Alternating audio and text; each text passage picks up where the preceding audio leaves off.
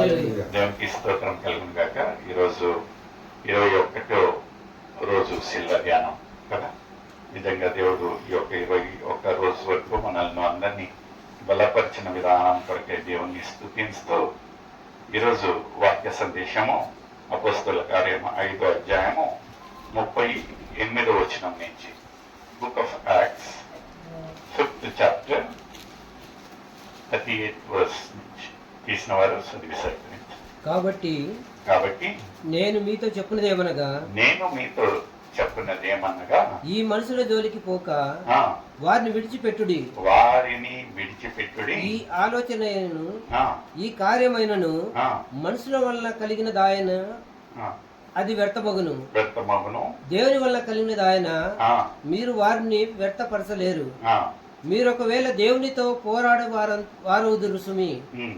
వారతని మాట సమ్మతించి అపోస్తలులను పిలిపించి కొట్టించి యేసు నామమును బట్టి బోధింపకూడదని ఆజ్ఞాపించి వారిని విడుదల చేసిరి. ఆ నామం కొరకు అవమానము పొందుటకు పాత్రని ఎంచబడినందున వారు సంతోషించుచు మహాసభ యొద్ద నుండి ఆ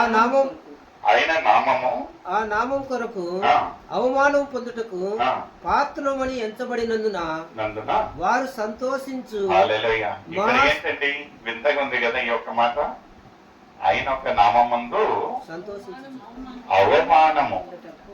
మనం గమనించాల్సిన విషయం ఏముంటున్నదంటే, మనకు ఏ పని చేసినానో మనకేమనిపించాలంటే ఘనత రావాల కదా. ఘనత రావాలా, అందరు మనల్ని మెచ్చుకోవాలా. అయితే ఈ యొక్క దేవుని యొక్క పని చేసేటప్పుడు ఏమవుతా అంటున్నామంట, ఏమవుతుందండి? అవమానాలు. ఎందుకంటే ఈ రోజుది కాదండి, దేవుని యొక్క పనులు, దేవుని పరిచయం చేసే మనము వాళ్ళ యొక్క జీవితాలు చూసినట్లయితే everyday is a battle field. ఈ రోజు ఇంకా మేము ఒక వార్త చూసిన వార్త ఏమంటున్నదంటే, పగడాల ప్రవీణ్ అయ్యగారిని చూసినట్లయితే అది ఒక మిస్టరీగా ఉంటున్నది. ఆయన మరణించింది ఆకస్మికంగా ఒక యాక్సిడెంట్ ద్వారానా లేకపోతే అది హత్యనా అనేది ఇంతవరకు దాన్ని తేల్చలేకపోతా ఉంటున్నారు. అందరు ఏమంటా ఉంటున్నారంటే అతనికి వైరత్వం ఎక్కువ. ఎందుకంటే is a good debater. Good debater అంటే యేసుని పక్షాన, యేసుని గురించి మాట్లాడే ఒక నిపుణుడు. ఆయన ఒక చిన్న క్లిప్పింగ్ చూశానండి. ఆయన ఒక మంచి ఫ్రాక్షనిస్ట్ అంటే కడపలో పెరిగిన ఒక వ్యక్తి, నాటు బాంబులు, కత్తులు, కటార్లతో పెరిగిన ఒక వ్యక్తి. ఒకరోజు ఏమయ్యాడంట, అతను హైదరాబాద్కి వచ్చినప్పుడు ఒక వర్తమానం విన్నాడంట. ఆ వర్తమానంలో ఒక్క మాట ఏమున్నదంటే, దేవుడు ఈ లోకానికి వెలుగై ఉన్నాడు అనేసరికి ఆయన ఒక జీవితంలో అంధకారం. ఎందుకంటే అతన్ని ఆ కడప నుంచి తడిపారు చేసి ఉన్నారంట. తడిపారు అంటే తెలుసండి, అంటే అక్కడి నుంచి వెలవేసిండ్రు. అలాంటి ఒక పరిస్థితులలో నా ఒక జీవితానికి ఏ ఒక నిరీక్షణ లేదు అనే ఒక పరిస్థితులలో ఆయన వచ్చి, ఆయన గిటార్ అంటే చాలా ఇష్టం అంట. ఆ ఒక వర్తమానం చెప్పే ఒక కూటంలో గిటార్ బాగా ప్లే చేస్తారంటే ఆయన వాక్యం గురించి కాదండి వచ్చింది, ఆ ఒక గిటారిస్ట్ ను చూడడానికి వచ్చాడంట. ఆ గిటారిస్ట్ ను చూస్తూ టైం గడిచేటప్పుడు ఆ ఒక వర్తమానికుడు, ఆ ఒక దైవ సేవకు వచ్చి, ఆ రోజున అంశం ఏముంటున్నదంటే, యేసు ఈ లోకానికి వెలుగుగా ఉంటున్నాడు అనగానే ఈయనలో ఒక కదిలింపు.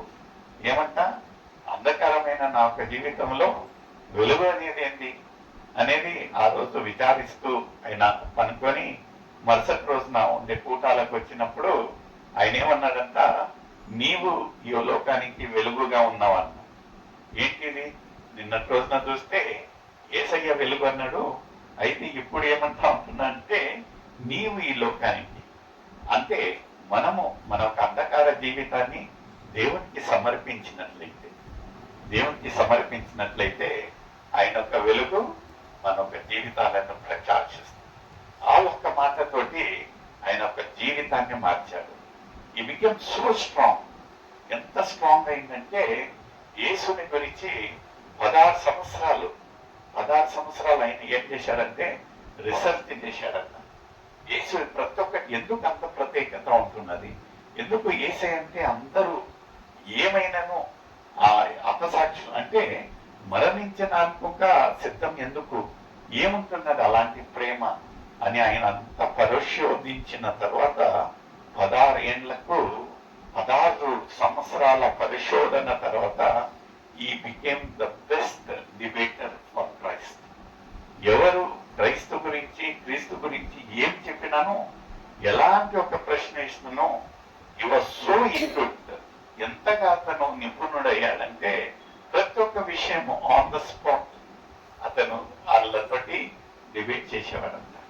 ఒకరోజు ఏమయ్యాదంట, ఇలానే వాళ్ళు ఒక కూటమైపించుకొని పక్కన కూర్చొని టీ కొట్టుల్లో టీ తాగుతా ఉంటే ఒక అతను వచ్చాడంట, అన్యుడు వచ్చి ఏమన్నారంట, మీ దేవుడు యేసయ్య గొప్పవాడంటావు కదా, ఏమంత గొప్పతనం ఉంటున్నది, మా దేవుళ్ళంటే కదా, మీ యేసయ్యది ఏం గొప్పతనం ఉంటున్నది, నేను అన్ని చదివాను, నన్ను నిరూపించు, మీ యేసయ్య గొప్పవాడని చెప్పంటే అతనితోటి ఎవరైతే అతన్ని ఒక ఆత్మీయంగా ఎదిగేదానికి ఒక ఆత్మీయ తండ్రిగా ఉన్నాడో అతను అన్నాడంట, ఇంకొకసారి చెప్తాలే అన్నాడు. ఇతను ఎవరైతే ఆ ఒక ఉత్సాహంతో క్రీస్తు ఖైదీ అయి ఉంటున్నాడో, క్రీస్తు గురించి చెప్పే అతను ఇతనికి అది అనిపించలేదంట. ఎందుకు ఆన్ ద స్పాట్ ఇక్కడనే కదా, మనకంతా తెలుసు కదా, ఎందుకు ఇతను చెప్పటం లేదని పక్కన చెప్పాడంట.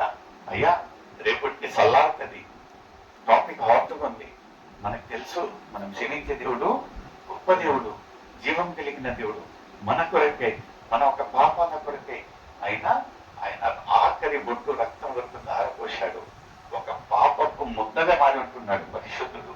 ఎందుకు మీరు చెప్పటంలే అంటే, వద్దులే బాబు మనం రేపు చెప్పుకుందాంలే అంటే కాంప్రమైజ్. అతను కాంప్రమైజ్ కాలేదంట.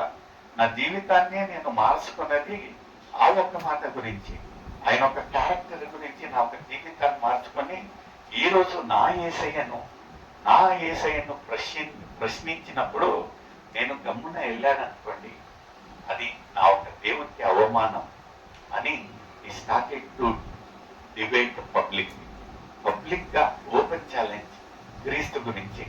అలాంటి స్వభావం మనలో ఉంటున్నదా? మనమందరం పుట్ట క్రైస్తవులమే కదా. అది యేసయ్య గురించి మనం 4 మాటలు మాట్లాడి ఆయన గొప్పతనం చెప్పుకోకపోతే మనకు విమర్శన కదా. ఇక్కడ ఒక లేఖనాలు ఎంత చక్కగా అంతా ఉంటున్నాయి. అయిన రోవలో మరొకసారి చదవమ్మా ఒక మాట. ఆ నామము కొరకు అవమానము పొందుటకు పాత్రులమని ఎంచబడినందున వారు సంతోషించుచు మహాసభ ఎదుట నుండి వెళ్ళిపోయేది. అంటే సంతోషిస్తూ ఉంటారు. ఎందుకంటే వాళ్ళు విమర్శన గురించి భయపడలేదు. ఎప్పుడంటే యేసయ్యను ఉమ్ము వేశాడు. ఆయనను ఒక దొంగగా ఏం చేశారంటే బంధించడానికి ఎన్ని గంటలకు వచ్చారండి? ఆయనను బంధించడానికి ఎన్ని గంటలకు వచ్చారు? రాత్రిలలో ఎవరు చేస్తారండి? రాత్రిలలో ఏమంత అర్జెన్సీ ఉన్నది? What was that immediate situation? అదుగా ఈ యొక్క యూద ఇస్కరియోతు ఆయనని అని చెప్పేదానికి ఏం చేశాడంట? ముందు పెట్టాడంట. Why is this plot? ఎందుకు ఇలాంటి ఒక ప్లానింగ్? ఎవరో గజ దొంగను చేసినట్టు. ఆయన ఉదయాన దొరుకుతాడు, ఎక్కడో ఒకసారి వర్తమానం చెప్తూ దొరికేవాడు, అక్కడికి పోయి ఆయన చేయొచ్చు కదా. బట్ సీ ద ప్లాన్ ఏంటంటే ఒక గజ దొంగగా ఆయనను, ఎందుకంటే they wanted to humiliate him, అంటే ఆయనను విమర్శించాలి. బొమ్మ వేశారంట, హేళన చేశారంట. ఆ ఒక ఏంటంటే సిలువలో ఉన్నప్పుడు ఒక దొంగవాడు ఎవరైతే పక్కన ఉన్నాడో అతను హేళన చేశాడంట. నిన్ను పెద్దగా గొప్పగా యేసు అంటారు, గొప్ప దేవుడు అంటారు కదా. నిజంగా నీకాడ ఒక కరిస్మాటిక్ అలాంటి ఒక గుణగణాలు ఉన్నట్లయితే నువ్వు నిన్ను నీవు రక్షించుకొని మమ్మల్ని ఒక దొంగవాడంక వదలలేదండి. అయినను ఈ నా గొప్ప ప్రేమ మొట్టమొదటి మాట శిలువ పైన ఏమంటా అంటున్నాడంటే, తండ్రి మీరు ఏం విషయిస్తున్నారు? ఆయన 3:30 గంట బంతులాడారు అంటారు. రాత్రి అంతా ఇక్కడి నుంచి అక్కడికి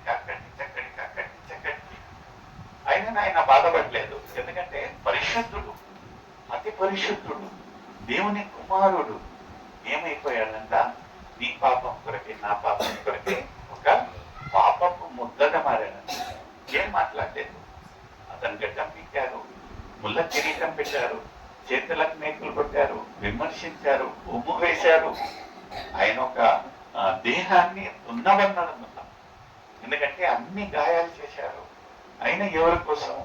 ఆయన ఒక మాట నిజంగా తండ్రికి యథార్థంగా ప్రేయర్ చేసినట్లయితే ఆ ఒక దూతల సమూహం వచ్చి వీళ్ళందరినీ చంపేవారు. అయినను అతను ఏమన్నాడంట? తండ్రి, మీరు ఏం చేస్తున్నారు? నిజంగా ఎరగరా? మనకు తెలియదండి, మనకంతా తెలుసు. పుట్క క్రైస్తవులమే కదా, పుట్క క్రైస్తవులమే. ఏం చేయాలి, ఏం చేయకూడదు అని బాగా తెలుసు. అయినను మనం ఏం చేస్తా అంటున్నాం అంటే వ్యతిరేకించి దేవునికి ఆయాసకరమైన క్రియలు చేస్తూ నేను ఆయాసకరమైన క్రియలు, దేవుని పని, దేవుని గురించి విమర్శన అడిగిపోయినట్లయితే మనల్ని టార్గెట్ చేస్తానని భయపడేటట్టు ఇతనుక అదొక అక్కడి నుంచి వెళ్తూ నిజంగా హెల్మెట్ వేసుకొని ఆయన తలంతా ఏంటంటే రాయితో కొట్టినట్టు ఒక సందేహం, విమర్శన. They have lost a life, they have lost a beautiful life. ఎవరు నార్మల్ గా ఉంటే మంచి కాదు. ఎవరైతే దేవుని వాక్యం సాగే ఒక వ్యక్తి, ఎవరైతే యేసు క్రీస్తు కొరకే ఒక ఖైదీగా మారిన ఒక వ్యక్తి, అలాంటి ఒక మరణమైందని బాధ. ఎందుకంటే రాబోయే రోజుల్లో ఇలాంటి వారు మనకు కావాలి. ఒక చిన్న ఉదాహరణ చెప్తాండి. మన రోజున జ్యోతికతో మేము మాట్లాడుతూ ఏమయ్యాదంటే, జ్యోతిక వాళ్ళ హస్బెండ్ గురించి చెప్తా ఉన్నది. ఆయనకు బైపాస్ సర్జరీ చేశారు. బైపాస్ సర్జరీకి ఏమయ్యారంటే అన్ని వాల్స్ బ్లాక్ అంట. అన్ని వాల్స్ బ్లాక్. లాస్ట్ ఒక్క వాల్ వచ్చేసి 98%. ఎంతండి? 98%. 2% మాత్రమే. ఆయన ఇంత కదిలినా, ఒక అడుగు చేసినా, ఏం చేసినా ఈజ్ నో మోర్.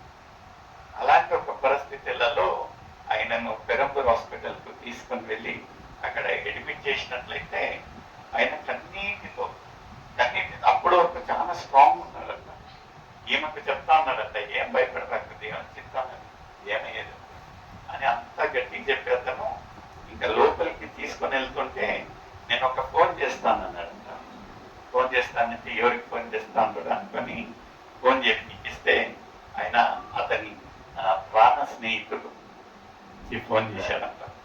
ఫోన్ చేసి ఆయన ఏమన్నాడంట, చూడు, నాకు ఈరోజు నేను లోపలికి వెళ్తా ఉంటున్నాను, నాకేమవుతుందో నాకు తెలియదు. ఎందుకంటే అన్ని వాల్స్ బ్లాక్ అయినాయి, దాంట్లో 2% మాత్రమే ఉంది. దేవుని చిత్తమైనట్లయితే అయితే నాకు బాగా నా ఒక భార్యను వదిలిపోతున్నా, లేకపోతే ఇద్దరు పిల్లలు ఏమవుతారు అనే బాధ కాదు. అయినా ఒక బాధపడిన ఒక విషయం చూసినట్లయితే నిజంగా ఏంటంటే ఇలాంటి సేవకులు ఉన్నారా అనిపించింది. ఆయన ఏమన్నాడంట ఫోన్లో, నాకు బాధ నా ఒక జీవితం గురించి కాదు, నా ఒక కుటుంబం గురించి కాదు, నేను నా ఒక జీవితాన్ని సేవకు అర్పించాను కదా. ఇప్పుడు రాబోయే రోజులలో సేవకులు చాలా తక్కువ. మాలాంటి వారు, ఆయనకు రైల్వే పని వచ్చిందండి, అప్రెంటిస్ కొట్టడం. అయితే అతను ఎన్నుకున్నది ఏంటంటే రైల్వే పనిని తిరస్కరించి సేవకి వెళ్ళాడు. హల్లెలూయా, హల్లెలూయా. మనము సేవల్లో ఉన్న వాళ్ళము గవర్నమెంట్ పని అంటే సేవను పక్కన పెట్టేసి రైల్వే పని. ఇతనిలో గొప్పతనము. అలాంటి ఒక వ్యక్తి బాధపడుతూ ఏమన్నాడంట, సేవకులపై వచ్చే వాళ్ళే చాలా తక్కువ, అలాంటిది సేవకులై తయ్యి మరణిస్తే సేవ ఎట్లా జరుగుతుంది? ఆయన ఒక భారం చూడండి, ఆయన ఒక భారం.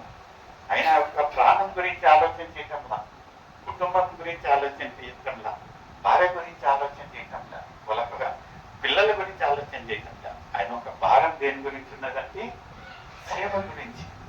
నాకు ఈరోజు ఏమన్నా అయినట్లయితే నేను త్యాగం చేసి ఆ ఒక సెంట్రల్ గవర్నమెంట్ జాబ్ను వదిలేసి సేవకు వచ్చుంటున్నాను, మధ్యలోని సేవ ఏమైతుంది అని బాధపడ్డాను. అయితే ఆశ్చర్య రీతిగా ఆయన ఒక బైపాస్ సర్జరీ అయ్యి ఇప్పటికి 13 సంవత్సరాలు. హల్లెలూయా. మనకంటే గొప్పగా నడుస్తాడు, అన్ని తింటాడు, అన్ని పనులు చేస్తాడు. ఏంటంటే గాడ్ ఈజ్ యూజింగ్. మనము ఒక్క పని ఏం చేయాలంటే మన యొక్క హృదయాలను దేవునికి సమర్పించాలి, మన యొక్క స్థితిగతులను దేవునికి సమర్పించాలి. అక్కడ విమర్శన ఉందే, అక్కడికి పోతే నేను నామోషేతనే, దేవుని దాంట్లో నాకు ఫ్యూచర్ లేదే అని మనం బాధపడినట్లయితే ఇక్కడ వాళ్ళు ఏం చేశారంట, మరొకసారి చదువమ్మా ఒక మాట, చాలా చక్కటి ఉంటారు.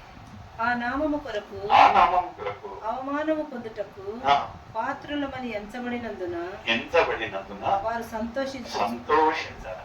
హల్లెలూయా. ఎలా ఉంటున్నది మన ఒక ఆత్మీయ జీవితం?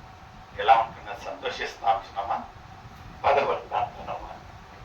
ఒక ప్రశ్న మీకు నాకే.